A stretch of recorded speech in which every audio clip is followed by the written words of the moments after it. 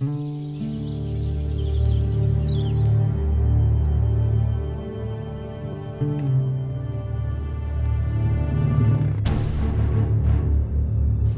Philippines is an agricultural country, and the issue of land ownership has always been a perennial issue.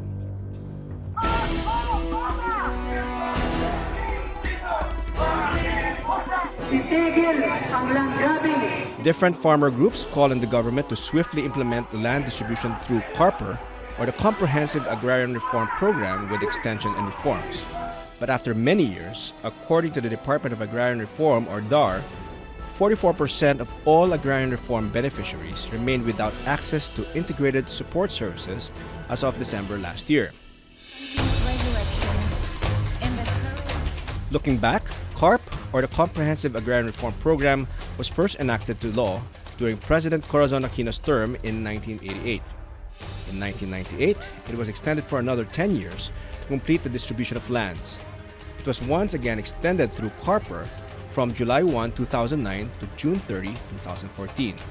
In 2009, upon signing of CARPER, former President Arroyo provided a 150 billion peso outlay for the acquisition and distribution of lands.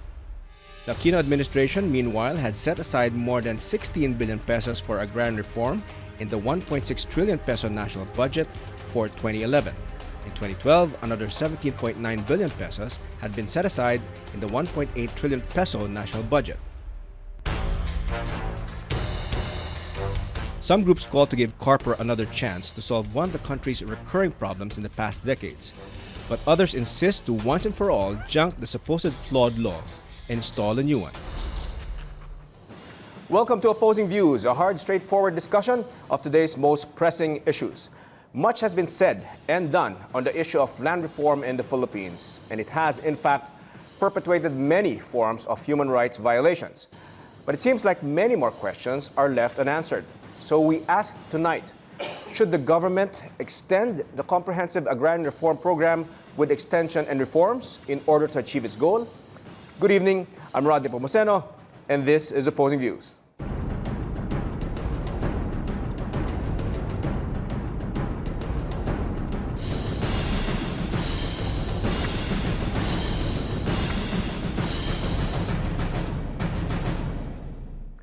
Joining us tonight in our discussion is Attorney Christian Monsod, co-convener of Sulong CARPER. Good evening, Attorney Monsod. Good evening. Yeah, could you give us your quick thoughts on this topic regarding the extension of the CARPER? Alam mo niyo yung unang-una, hindi lang land transfer yan. Agrarian reform, ibig sabihin yan, total support services. That's number one. Number two, yung sinasabi nilang June 30 deadline is only on land acquisition and distribution. Hindi kasama dyan yung continuing support services. Number three, sa palagay namin, yung agrarian reform is a partial success, partial failure. Kasi maraming loopholes sa batas, maraming hindi ipinatupad sa implementasyon. Kaya kailangan yan, correctin natin lahat yan para maganda ang katapusan at kinabukasan ng ating agrarian reform. All right. Thank you, Attorney Monsod. And on the opposing side, we have Rafael K. Paeng Mariano, National Chairman of the Kilusang Magbubukid ng Pilipinas. Good evening, K. Paeng. Good evening. Magandang gabi po sa lahat. At ang pagpapatupad po ng tunay na reforma sa lupa ay malaunang kahingian ng ating mga magsasaka na siyang lulutas doon sa nananatiling fundamental problem of landlessness o kaya naman ay lack o walang sapat na lupa yung nakararami sa ating mga magsasaka, lalong-lalo na yung mga poor peasants at mga farm workers natin. At ang genuine land reform with pre-land distribution as the central goal ang talagang magbibigay wakas at papawi sa historical social injustice na malaon na pong dinaranas ng ating mga magsasaka at magpapalakas ng sektor na agrikultura na dapat ay pagsilbihin at kilalanin bilang pundasyon ng ating pambansa ekonomiya. All right. Maraming salamat, Kapeng. And all right, so tonight we'll have to, I guess, expound a little bit on the CARP. Now, a lot of people are familiar with the CARP law. Not everyone is familiar with CARPER. The CARPER law, which is the CARP with extension and reforms, which was implemented in 2009. and it will be effective up until 2014. You mentioned earlier, Attorney Monso, that it's 50% successful and 50% a failure. Can you expound on that, elaborate that further? Well, alam nyo, ang basis lang niyan is yung mga report card, mga analysis ko ano nangyari.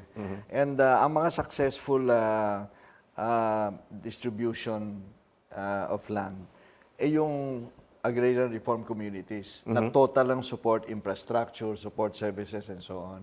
Pero yun, siguro mga 50% ng ang farmers na inabutan nun. Kaya malaki ang kakulangan ng gobyerno na hindi nila bigyan ng support services. Unang-una, underfunded. Dapat dyan mga 220 billion over 20 years. Ang binigay nila mga 170 billion lang, more or less. No? So underfunded yan. So, at saka ang ikalo, yung capacity building ng mga magsasaka. Kasi tenant sila gagawing owner cultivator. So kailangan may capacity building talaga, tulong. Ngayon, yung CARPER, diyan unang-una binigyan ng 150 billion yan for CARPER.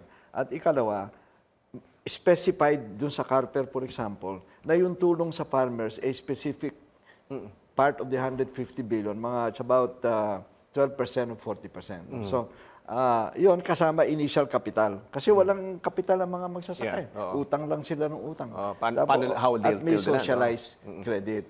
No, so, at sinabi na yung total approach sa agrarian reform dapat patupad. Hindi nangyari yan. Under the Noynoy administration, hindi binigay lahat ng sapat na budget. Pareho din nung nangyari before para sa agrarian reform. Tapos, maraming yung mga loophole umiira pa rin, maski na nakalagay sa CARPER, that only the Supreme Court can stop the processing of the land reform.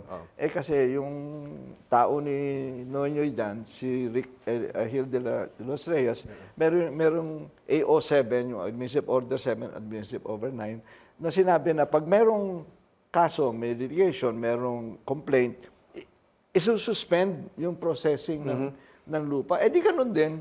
Di ba? Right. So, maraming kakulangan dyan. Mahaba yan, mahaba. Would you say that insofar as the land distribution, medyo may success, pero when it came to the support services, as you mentioned, doon ang major failure? Pero yung CARPER, yung target nila, natatapusin yung land distribution and acquisition in 5 years. Ang katotohanan niyan, ang performance ng Noynoy administration, siguro 20 to 25% lang accomplishment on targets. That's why they have to rely doon Section 30 sa CARPER na is there's a pending case, itutuloy nila. Natatakot kami, baka hindi nila ma-issue lahat yung notice of coverage at saka baka magkaroon ng problema sa funding. Right. So that's why you need an extension. Isa pa. At kailangan hulihin lahat, tingnan lahat yung mga nag-circumvent na binigo yung agrarian reform, yung mga landowner na resisting landowner. Tingnan lahat yan. At yung mga gumawa niyan, kunin yung lupa, i-distribute sa farmer. Ang estimate namin dyan is between 700,000 to 1 million hectares. Yung circumvention of agrarian reform. Pag pinabayaan yan, yung mga landowner na yan have made a mockery of agrarian reform. Now, you said earlier na 50% success, 50% failure. Now, I'm not a mathematician or anything, but I know at least based on academic grades, that's like a failure, right? Well, if 50% of success is not a passing grade. All right. Kapeng, according to Attorney Monsod, it's a 50% success and 50% failure. Sa inyong palagay, itong CARP law at CARPER, ilang percent successful, ilang percent or talagang zero? Kung ang gagamitin po nating panukat ay sa pakahulugan sa agrarian reform at para maging isang talagang at genuinely thoroughgoing and distributive social justice measure ay yung mawawakasan talaga yung fundamental na problema ng magsasaka sa kawalat kakulangan ng lupa. Sinusukat namin ang kahit pa yung PD27 ni dating Pangulong Marcos at itong Comprehensive Agrarian Reform Program sa ilalim ng Comprehensive Agrarian Reform Law of 1988 at in-extend ng 2 beses ng itong pinakahuli ng Republic Act number 9700 ay is a total failure. Total failure. Total failure yan. Kasi sampu tayo nakakita na ang mga beneficiary ng agrarian reform ay binigyan mo ng napakabigat na obligasyon na pagbayarin ng land amortizations. Karagdagan pa yung amilyar. No? At kung hindi makabayad ng 3 equal annual amortizations, ay maaaring ma-foreclose yung lupang in-award sa kanya. Mapupunta o nagiging, ang nangyayari tuloy, ay binibigay na isang kamay, binabawi na isang kamay, sibigay, bawi. From what you know, halos lahat ganun na nangyari. Yung data ng Land Bank of the Philippines po, Attorney Rod, ay as of September 2013, mga 9.7% lang ang masasabi nating naka-fully paid, full payment. At 75% niyan, ay yung more than 90%, 75% of which ay mga hindi talaga o nabis nakabayad. Yun namang the rest po, almost 15% ay partially nakabayad. So, ano ang gagawin natin dyan? Ipo-foreclose natin lahat. So, ibig kong sabihin ay kaya nga po ang esensya talaga ng Agrarian Reform Program na masasabi nating mahigpit na tumutungtong dun sa esensya at diwa ng social justice ay yung hindi mo na obligahin ng magpagbayarin pa sila. Kaya nga po ang laman mismo, ang sentral na layunin ng Genuine Agrarian Reform Bill na ngayon House Bill 252 na yan po yung aming sinusulong bilang bago at tunay na puspusan, tunay na komprehensibo. Genuine Agrarian Reform. Opo, at redistributive programa sa reforma agraryo para sa ating mga magsasaka. At tama na yung 40 years ng Marcos Land Reform at yung almost 26 years ng Anti-Peasant and Pro-Landlord Comprehensive Agrarian Reform Program. At dito na po tayo ay sulong na po natin itong bago na programa sa reforma agraryo na kahit po doon po sa GARB provision po kasi, walong section doon ay kino-cover din at nagbibigay ng proteksyon kahit na po yung nasaklaw na pamahagian ng magsasaka ng lupa doon sa ilalim ng PD 27 at ng CARP o CARPER law. Ibig sabihin, yun ang magbibigay po ng ganap na proteksyon at garantiya, magbibigay sa kanila ng talagang pangmatagalan at permanenteng control, ownership doon sa lupa. Okay. I'd like to discuss yung na-mention yun. Yes, Attorney. Alam po ninyo, ako sang-ayon dun eh. Kami, we agree with them na yung delinquency ng mga magsasaka, hindi nila kasalanan yun. Kasalanan yun ng gobyerno. Kaya yung sulat namin kay Presidente, a month ago, alam naman ni Kapaing to, sabi namin, unang-una, imbestigahan lahat ng circumvention. O yung nawala ng lupa informally. Kasi meron dyan mga minomortgage back to the landowner, walang pera. In other words, na-award na sa kanila. Ikalawa, kailangan i-condone lahat ng amortization na hindi babayad. And in the future, wala nang bayad yung mga farmers para maganda yung malulutasan natin ng agrarian reform at ipakita talaga na ang gobyerno is for social reform. Kasi tama si Kapaeng. Ang ating standard dyan, nagkaroon ba ng social change? Hindi eh. Kasi yung, sabi nga ng mga independent researchers sabi nila yung Filipinos daw never got out of the colonial age. Nandiyan pa yung feudalism. Nandiyan pa sa atin. Hindi pa natin nasusolve yan. Kaya yun, sabi namin, ibigay ninyo sa farmer. Yan, pwedeng gawin yung kondisyon, kailangan you have to till it and so on para hindi naman libre. Okay? Right. So, we agree. Yeah, okay. Na dapat, now we are extending this already extended program of yung CARP nga, it became CARPER, so na-extend na siya by 5 years, right? I guess my question is, what's stalling it? In your mind, anong nag-stop? Why is it, or what's preventing it from being fully implemented? Well, first of all, there is the landlord-dominated Congress na lagi nilang ina-underfund. Right? And second, yung mga nagpapa-implement yan, for example, the present agrarian reform, pinoprotektahan nila yung mga landowner unduly. Dapat, sabi nga namin sa kanila,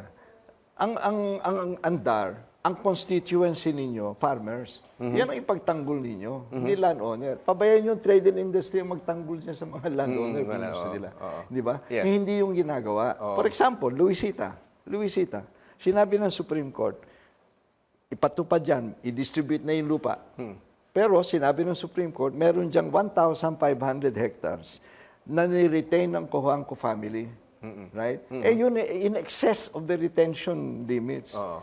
Imbestigahan yan at kailangan ibigay yan sa mga farmers o kung napagbili niyan, compensate the farmers. Kasi yan, lupa nila yan. Hindi ginagawa ng DAR ngayon yan.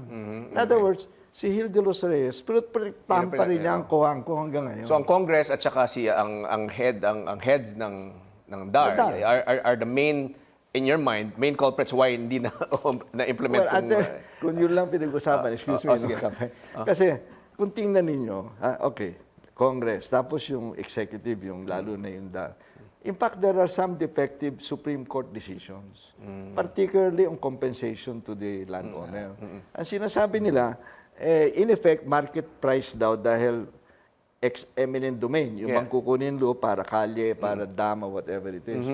Pero hindi ho social reform ito So, from the rich landowner to the poor farmer. Supreme Court said market value dapat. Para sobra yung compensation nila. And meron namang formula dyan based on productivity of the land, sonar valuation, kung ano dinideclare nila for tax purposes. Pero meron silang late decision in 2013 doon sa Ihos case na pati yung interest, 12%. Wala na tayong 12% interest ngayon. That's right. Interest natin, 3, 4, 5% na lang. Hindi ba? So, there is also a need na yung reviewin ng Supreme Court, yung kanilang jurisprudence. Alright.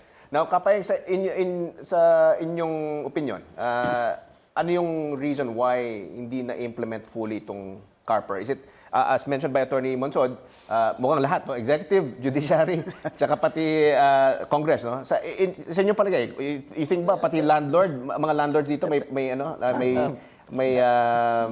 factor ba yung mga landlords kaya hindi naipapatupad ang CARPER law? Totoo naman po na yung class composition ng Kongreso noon na nagpatibay at nagsabatas noong Comprehensive Agrarian Reform Law of 1988 na tinatawag natin ngayong Comprehensive Agrarian Reform Program or Republic Act 6657 and amended by Republic Act 9700 ay talagang naglalaman ng basically naglalaman talaga ng mga probisyong kontra sa interes ng magsasaka at nagtataguyod sa makauring interes ng mga landlords. Kaya nga yun din ang dahilan kung bakit mapakaraming circumvention, maneuverings, mga pinaiikutan, ilulusutan, at iniiwasan yung mga so, ginagamit nila yung mga loopholes. Ako ang sasabihin nga sa kilusambugin ng Pilipinas at Anak Powers Party List na ang unang-unang naging benepisyaryo ng Comprehensive Agrarian Reform Law of 1988 ay ang Hacienda Luisita na pag-aari ng pamilya Cojuangco at Aquino. Dahil ginamit yung tinatawag nilang alternative arrangement to physical land distribution. That is, itong stock distribution na lang. Napakatagal na pinagkait po yung lupa sa mga magsasaka. May desisyon na po ang Korte Suprema. Kaya ipamahagi yung 4,335 hectares. At kung may makikita pa yung DAR na agricultural lands ng Hacienda Luisita, sinabi doon, may competent authority kayo na saklawin pa yan, tumahagi doon sa mga magsasaka at manggagawang bukid. Ngayon, binubulldozer po ng Tadeco na korporasyon din ng Cojuangco Aquino, yung mga lupaing agricultural doon. Nag-issue ng notice of coverage daw ang andar doon sa covering 358 hectares. Pero hindi pinakikinggan po yan, hindi kinikilala. Kaya ang ginawa po sa Hacienda Luisita, tinambiolo, kinalog na land reform program, nag-issue ng Xerox copy ng CLOA dahil yung original copies ng CLOA ay nandun sa land bank. Wala pang muhon, hindi pa na-install yung mga beneficiaryo. Hindi nila ngayon makultivate yung nasan yung 6,600 square meters na pinamamahagi sa kanila. At yung pong desisyon ng Korte Suprema, malinaw po doon. 6 na beses pong binanggit doon sa resolution ng Supreme Court promulgated on April 24, 2012 that the agrarian policy is that the control over agricultural lands must always be in the hands of farmers. Dito na nga po, dito na naging lumalakas po yung batayan bakit pre-land distribution. At yung pong condonation, write-off ng unpaid land amortizations, pati po yung amilyar, yung land tax o real property tax, ay bahagi na po yan ang nilalaman ng Genuine Agrarian Reform Bill o House Bill 252 na yung nga po yung sinasabi po namin na kahit po yung mga magsasaka na naging biktima ng circumvention ng mga may-ari ng lupa, individual monocorporation, kinansilang mga CLOAS, EPs and CLTs, Dapat ibalik sa kanila. at mga magsasaka po ay itinuturing pong benepisyaryo rin ng Genuine Agrarian Reform Bill o House Bill 25. Alright, we need to take a short break po, Kapayeng and Attorney salamat. Mansod. We'll take a short break right now, and meanwhile, join the discussions online. Like us on Facebook at facebook.com/SolarOpposingViews. Follow us also on Twitter at opposing_views. Use the hashtag #OVCarper. Stay tuned. You are watching Opposing Views.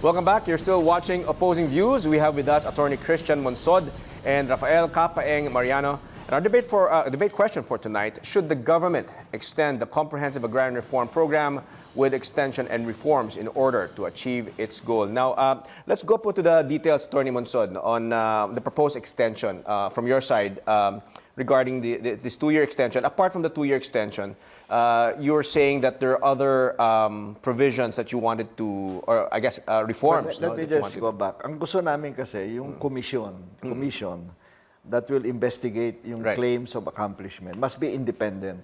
Okay. Hindi pwede na ano lang yon yung congressional a committee in the DAR. It must be an independent with powers of subpoena, powers of contempt. Kasi hahanapin ninyo yung mga circumvention eh. Correct. So apart from the 2-year extension, cases. apart from the 2-year extension, you want this independent Commission to review right? the program. And in your mind, who should compose this? Well, it's by law. It's pareho din nung ginawa nila dun sa commission to investigate the coup attempts in 1989.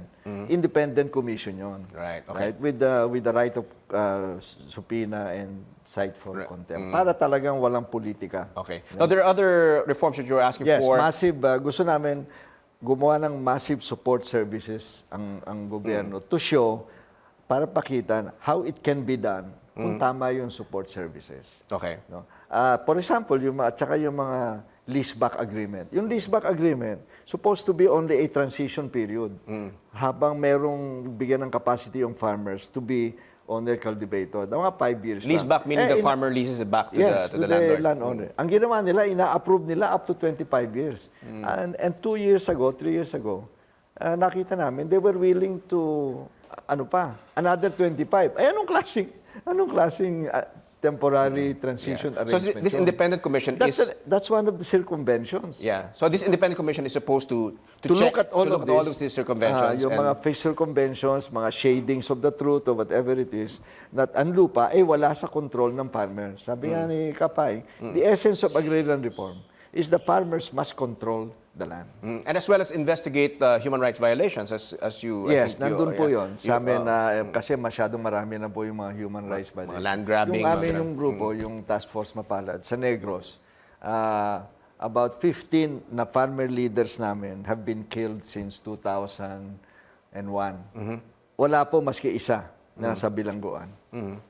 Now, these reforms, as you mentioned, apart from the 2-year extension, yung condoning of all unpaid amortizations And free distribution in the future. In the future, independent commission to audit the performance Massive of the DAR, support services. right, and investigation of the human rights violations. Yes. You think, sir, Attorney Monsod, do you think that these are doable in 2 years? Well, we must do it. Kung, sabi nga namin, sang-ayon nga kami doon, kung gusto talaga natin yung radical social reform, because there's no such thing as trickle-down economics na eventually magpapantay-pantay. We need radical change. Kailangan palitan natin yung umiiral na feudalismo sa atin, na 1% lang ng populasyon natin, yung ruling elite. Ang nagpapatakbo ng bayan natin, gumagawa ng batas, nag-i-implement ng law, nasa Supreme Court. Kailangan ibahin natin yung structure ng society natin. Right. So it's structural change. Structural change. And agrarian reform and the social justice provisions, ang constitution natin is not a reaction against martial law. The heart of our Constitution is social justice. And the definition of social justice in the 1987 Constitution is different from the social justice in the 1935 and 1973 Constitution. Okay. Now, Kapayeng, do you agree with that? You think that we should, according to Attorney Matsod, extend natin ang CARPER with those, I guess, reforms? Okay ka na ba doon? Hindi, ang proposition talaga namin, Attorney Rod, isulong na natin sa batas itong bago. And itong bago nga, na talagang genuinely thoroughgoing, redistributive, at talagang magiging isang social justice measure or legislation na kung maipasa, ito yung magbibigay wakas at papawi. Ano po yung mga key doon components? sa katutubong feudalismo na binabanggit nga ni Atty. Mansod kanina. ano yung key components nung in your version? Yung pong yung mas thoroughgoing, puspusan at talagang sasaklawin lahat ng mga lupaing agrikultural, lalo na yung mga naging lupang nailusot, naipuslit, naiiwas, covered yun, convention, pati yung mga hindi pa nako-cover. At ang laman po kasi nung General Agrarian Reform talaga nationalization of all agricultural lands at agarang pre-land distribution sa ating mga magsasaka na walang lupa o hindi sapat ang lupang sinasaka, lalo na yung ating mga maralitang magsasaka at mga manggagawang So, nationalization of all... workers. Lalo na ngayon, meron pong proposisyon sa Kongreso, i-denationalize pa yung pag-aari ng lupa sa ating bansa at ihahandog sa mga dayuhan yung isusubasta yung ating mga lupain hanggang sa 100% ownership right. Hindi pa po nagkasya doon sa umiiral ng batas ngayon, yung Republic Act 7652, yung Investors Lease Act na nagkakaloob na nga ng 75 taong year lease sa mga dayuhan, virtually ownership na po yun. Yung control ng 55 taon.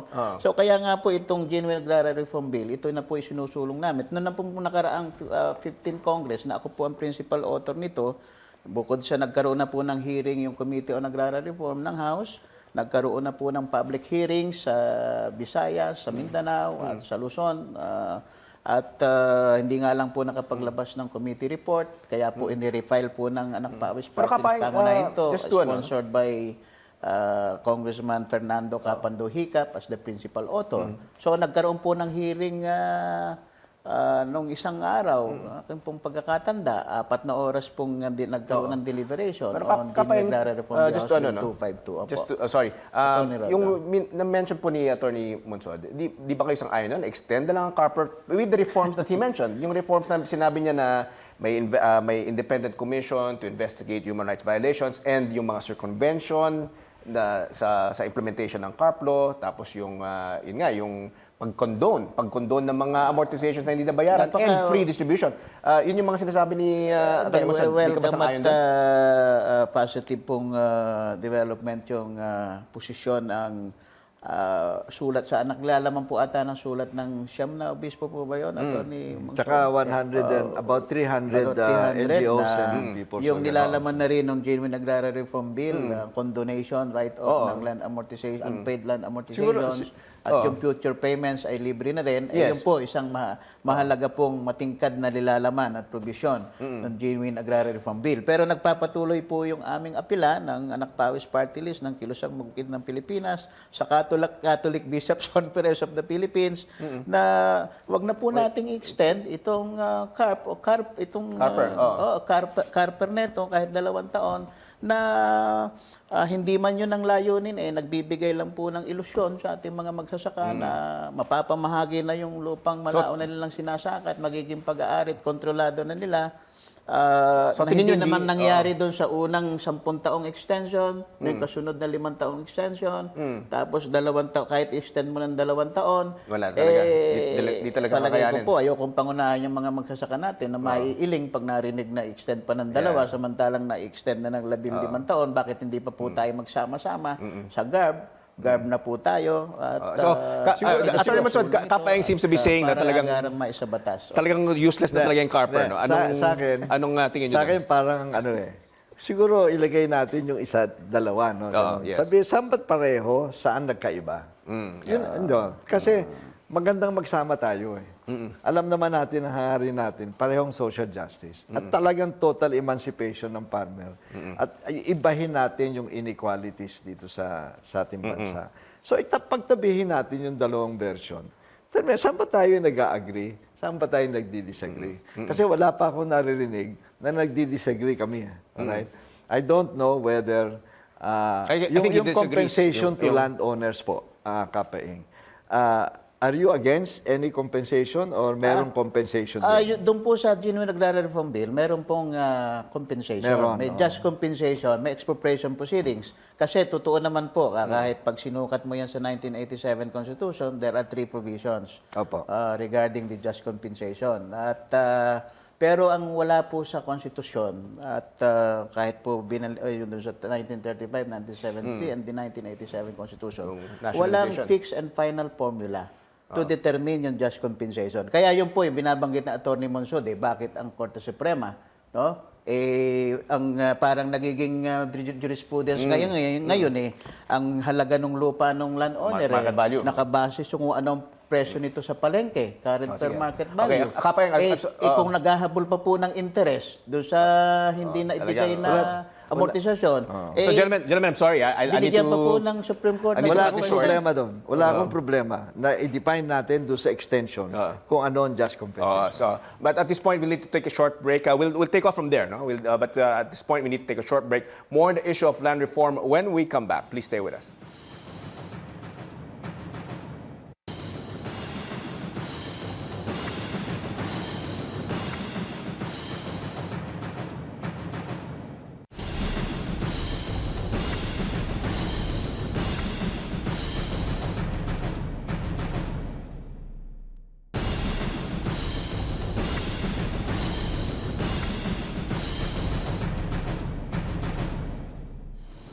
Welcome back. You're still watching Opposing Views on the Solar News Channel. Our guest for this evening, Attorney Christian Monsod, co-convener of the Sulong CARPER, and Rafael Capaeng Mariano, National Chairman of the Kilusang Magbubukid ng Pilipinas. And our question for this evening, should the government extend the Comprehensive Agrarian Reform Program with extension and reforms in order to achieve its goal? Now, it seems from our discussion, the two gentlemen here are in agreement regarding agrarian reform, no? And comprehensive agrarian reform. I think where we're having some differences would be whether the CARPER law should be extended. Now, there's a discussion, of course, the Capaeng is the proponent of this new law, which is GARB, which is the Genuine Agrarian Reform Program. But you feel, Attorney Monsod, that we don't need a new law. It's just a matter whether of... you call it a new law or an extension, we need a law. Okay. We need a law. Alright. Ang question, ano yung nilalaman nung batas na yan? And sa pinag-usapan natin, marami naman kaming points of agreement. So tinasabi ko, baka pagtabihin natin, tinan natin kung saan pwedeng pagkasunduan na may compromise here and there.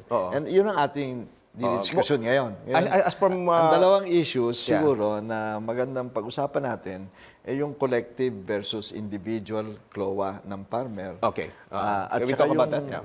word na expropriation. Okay. Yun lang. No? All right. Can you expound on that? Your position regarding expropriation and collective ang position land ownership? namin, yun ang nakalagay sa Supreme Court.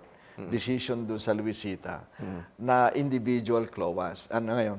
Bibigyan mo ng individual clause yung farmers. Pero silang bahala kung gusto nilang pagsama-samahin yung kanilang mga lupain para large-scale cultivation.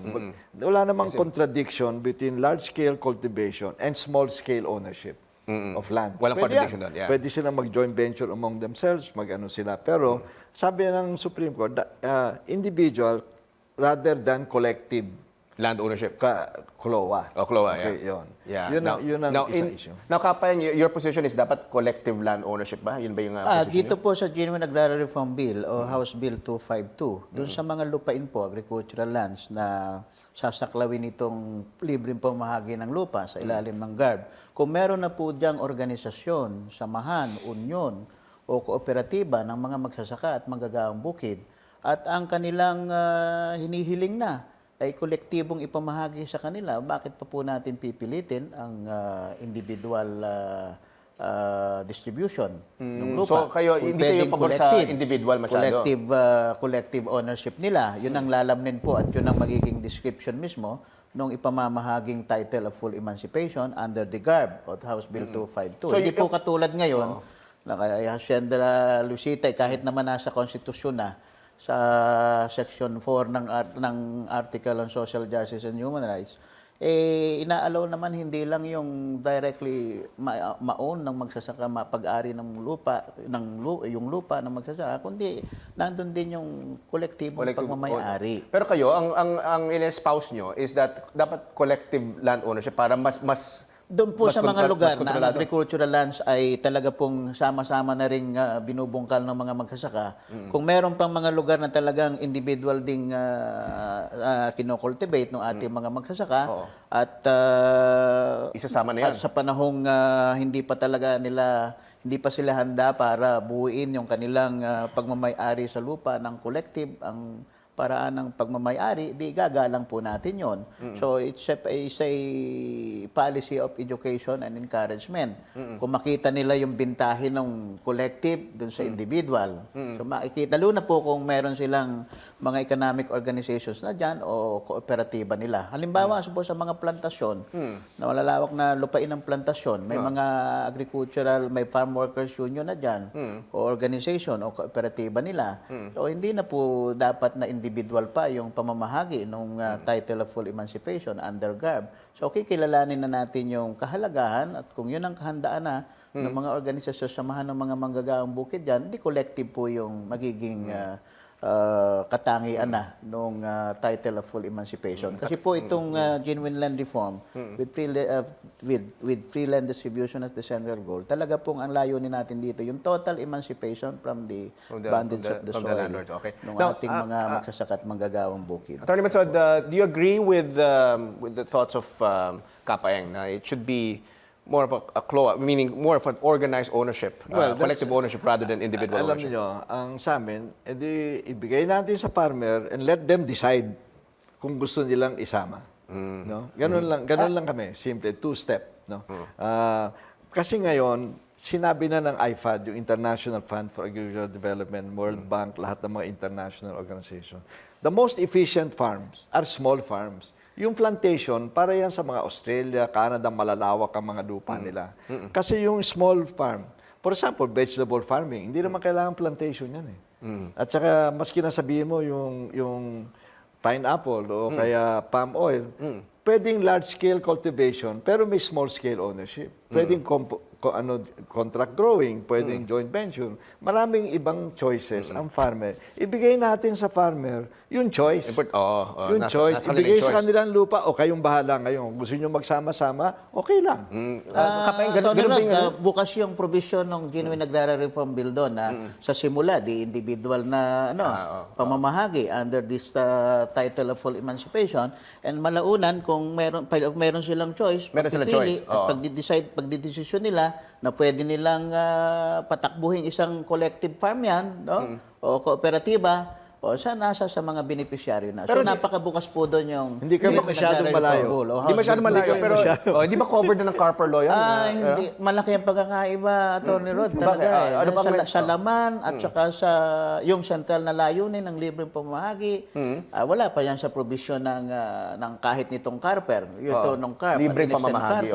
Ito, maganda at napaka-positive at the welcome point of advocacy yan. Ay, magkasama naman kami sa Do you think may Kung yan man ay advocacy na ng Catholic Bishops Conference, ay very welcome po yan at napaka-positibo po. Do you think ba may chance sa inyong dalawa, two gentlemen, no? Do you think there's a chance na parang sabihin nila walang compensation? Magkasama kami dyan. Kasi it's time. Nag-antay na tayo sa gobyernong ipakita nila na sincere sila dito sa Agrarian Reform. Unfortunately, spotty. Hindi ba sinasabi ko? Hindi. Ngayon, pakita na nila. Bigay nila sa farmers ng libre ng lupa. Dahil, sinabi nga ni Kapaeng, mataas naman yung delinquency na eh. Hindi naman kasalanan ng farmer yan. So, from the economic point of view, there is no or little opportunity cost to the government. Kasi hindi din nababayaran yung 90% na yun eh. So, anong cost sa government? Diba? Di naman nababayaran. Wala nang cost sa Atty. Rod. Wala na yun eh, di ba? Kasi kasalanan ng gobyerno yun, hindi kasalanan ng magsasaka. Kung titigil na yon at ikaw condone, i-write off yung unpaid land amortizations. Kami nga sa GARB, pati nga yung amilyare na hindi nababayaran sa mga na nasa libro ng mga treasurers offices ng mga LGUs.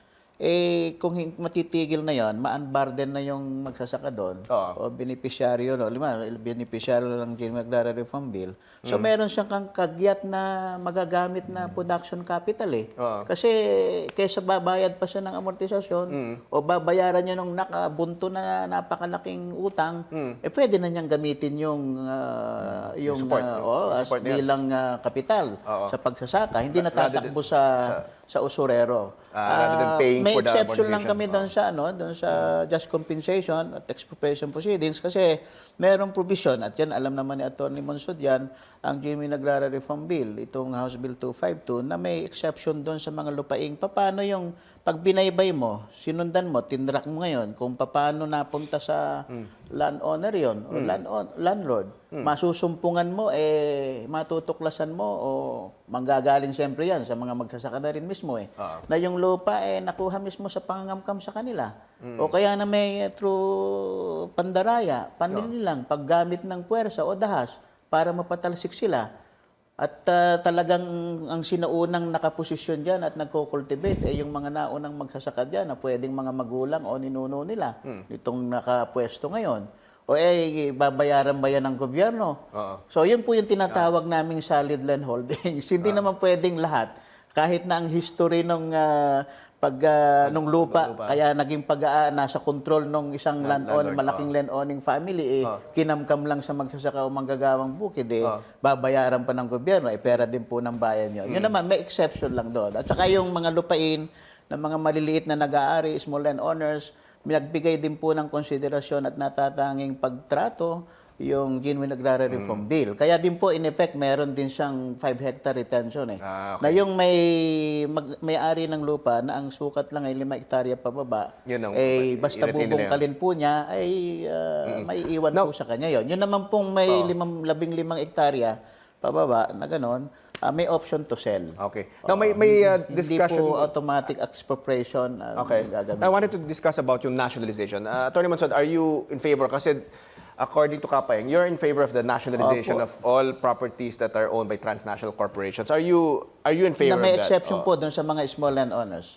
Exception with small landowners. Kayo po ba ay pabor doon sa nationalization of land holdings? Actually, nasa Constitution naman yun. May-ari ng lahat ng lupain natin is the state. Estado.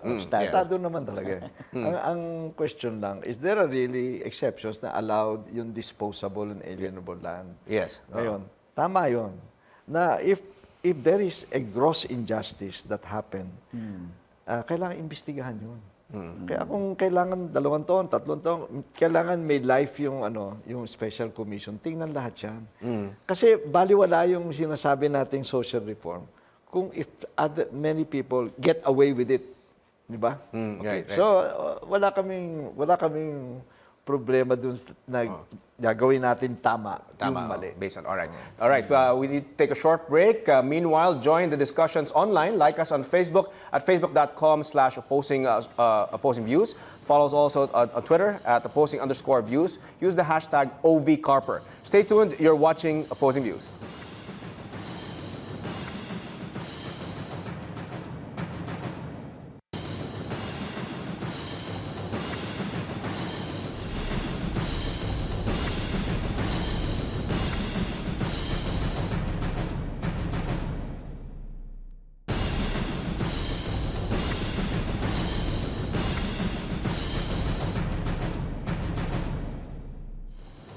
Welcome back. This is Opposing Views. I'm Rod Nepomuceno.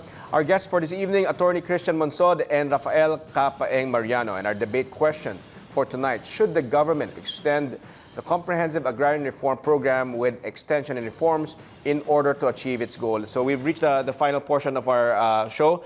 Attorney Monsod, your parting words, your final words regarding this, Sa this issue. akin, maski anong tawag natin dyan sa bagong batas na yan, ang importante, tingnan natin ano ba ang objective ng agrarian reform.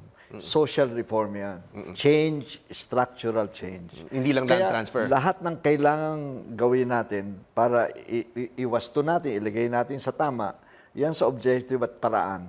Kailangan may batas. Anong ang features ng batas? Yan ang pinag-uusapan natin. Gusto namin may independent commission, reviewin lahat yan. correcting lahat ng flaws at saka circumventions. Number 2, condone all the amortizations and free distribution in the future. Massive funding of support services. Dapat, meron yan, assuming yan na meron talagang struktura na itutuloy yan in this way. Yung mga lupa, for example, 10 years dapat support services yan. Okay. Now, marami mga bills naka-file dyan. Isa, yung merong extension of CARPER period. No? Merong extension with additional reforms and corrective measures at merong GARB. Ang posisyon ko po, tingnan natin, nag-agree kami ng social justice, kailangan radical reform, kailangan talaga full emancipation of powers. Baka naman, kami makakaisa na mas malakas ang puwersa namin at advocacy namin kung magsama-sama lahat. Yung iisa lang ang objective, no? Social justice and structural change. All right. Okay. Thank you very much, Attorney Monsod. Kapayeng, ang final words niyo po regarding this issue. Ayun nga po, lalong lumalakas po yung batayan at pangailangan na maisabatas na agaran ang Genuine Agrarian Reform Bill, ang House Bill 252, na sabi ko nga po, namin ay central goal nito ay ang libreng pamahagi ng lupa sa mga magsasaka, manggagawang bukid. Hanggang ngayon ay wala pa ring lupa na matatawag nilang kanila at may control sila, pati na yung po yung mga manggagawang bukid natin. Tama na po, wag na po nating ipalawigin pa o extend pa ang CARP at ang CARPER. Magsama-sama na po tayo dito sa CARP, sa Genuine Agrarian Reform Bill o House Bill 252. Dahil po yung CARP, sa kasaysayan po ng ating bansa, ang CARP is the longest, the most expensive, the bloodiest, and the masasabi pa rin natin the most deceptive na agrarian reform program. So kaya po dito po 5 taon lang naman ang implementation period ng Genuine Agrarian Reform Bill, lalo na po dahil libreng pamahagi ng lupa at malinaw din po yung provision natin sa just compensation. Nakabase ito sa average nung 3 taong base sa deklarasyon for taxation purposes ng may-ari, hindi po nakabase doon sa current fair market value. At napakahalaga po ng Genuine Agrarian Reform at ng programa sa national industrialization sa ating bansa. Ito pong dalawang ito ang masasabi nating batayang requisitos para magkaroon ng tunay na pag-unlad ang ating bansa. Kaya nga po, napakahalaga na provision po nitong GARB o House Bill 252 yung nationalization of all agricultural lands at agarang libreng pamahagi po sa ating pong mga magsasaka. Alright, maraming salamat po. Magandang gabi po. Thank you very much, Kapaeng. Thanks to our guests, Attorney Christian Monsod and, of course, Rafael Kapaeng Mariano. Now let's see the results of our online poll. Our question, should the government extend the Comprehensive Agrarian Reform Program with extension and reforms in order to achieve its goal? Those who answered yes, 40%, it should be extended, and those who said no, 60%. And that's our opposing views for tonight. Tune in again next week for another bold and engaging discussion in today's most relevant issues. I'm Rod Nepomuceno. Good night and God bless.